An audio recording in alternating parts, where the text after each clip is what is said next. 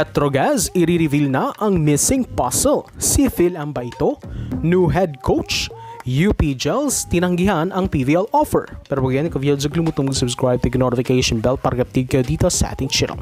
Hinahanap ngayon ng Petrogas Angels kung nasaan daw ang missing puzzle sa kanilang team. Yan ang post na gumulat sa mga fans at nagbigay ideya na baka ito na nga ang pasabog na revelation ng Gas Angels sa pinakabago nilang alas. Nag-post kasi ang team ng isang puzzle kung saan may isang bakante. Present dito ang possible roster nila sa darating na 2024 season na sana Nicole Chamzon, Marian Buitre, Jonas Sabete, Matet Espina, Rania Musa, Bilov Barbon, Jelly Tempiatura, Casey Galdones, Janel Cheng, Chi Saet, Mitch Morente, Joy Dacoron, Ethan Arce, Myla Pablo, Remy Palma, Ivy Perez at Aiza Maizo Puntillas. Kasama rin dito si Petrogas Head of Volleyball Operations Oliver Almadro at si Assistant Coach Mona Bagatsing. Pero may isang bakanting slot kung saan may dadagdag pa sa kanilang team. Dalawa ang pumasok sa isip ng mga fans. Ito ay player o coach. Well, mukhang parehong tama naman. Una, posibleng ito na nga ang na-feature natin na si Philem Brooke Van Sickle na magiging pinakabagong player ng Petrogas Angels. Baka ito na ang pasabog na inaantay ng lahat, lalo na ang Gas Angels fans na mas magbuboost ng kanilang lineup lalo na sa wings. Sagot ng mga fans, baka sa Amerika pa ang hinahanap ng Petrogas na patungkol nga kay Van Sickle.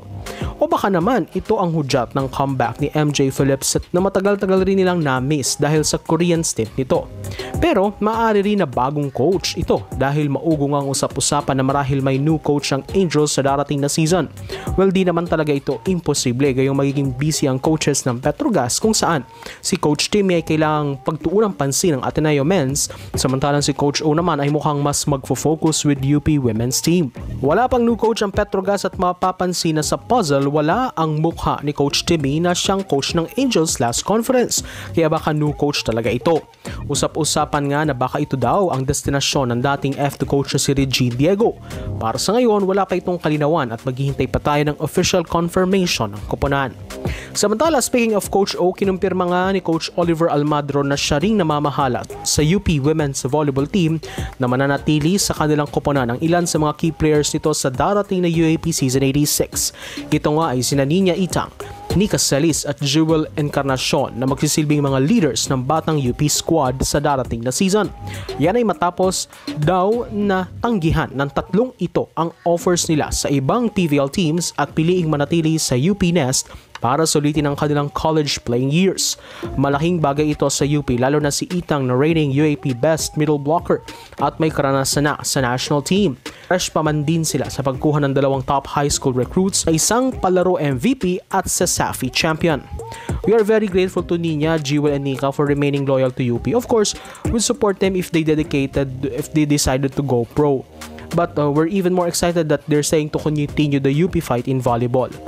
They are very important because they'll be the ones setting the standard and building the culture. We're very hopeful that the kids and the newbies will follow the example they will set.